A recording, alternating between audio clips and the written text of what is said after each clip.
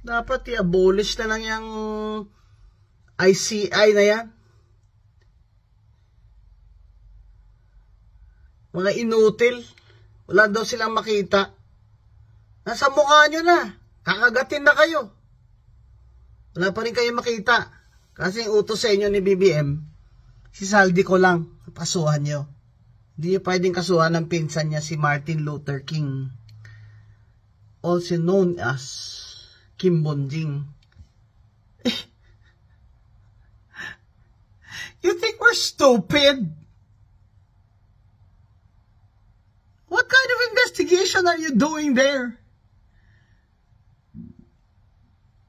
When the people have lost trust in your independence?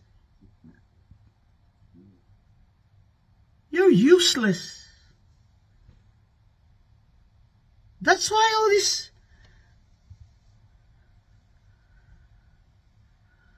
other,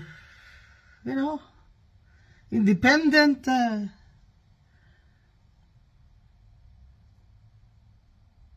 legal experts have refused, such as former Ombudsman Justice Carpio Morales, because they know that this ICI is just cosmetic.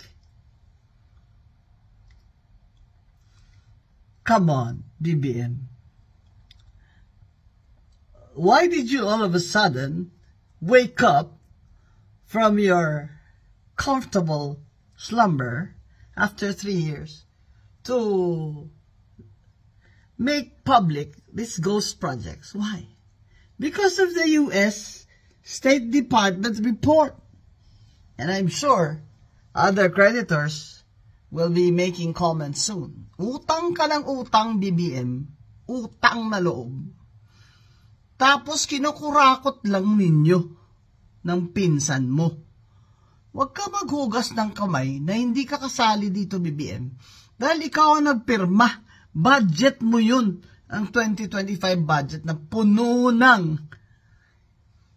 pading ng paldo na ng lahat ng ghost projects at infra na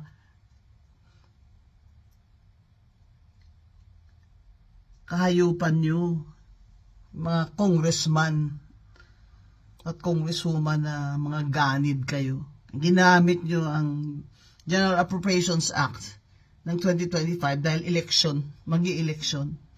Kasi ambisyon ni Martin Luther King, i-control ang mga congressman, ang mga district, ang mga party list para sa 2028 election na siya ang tatakbo na presidente.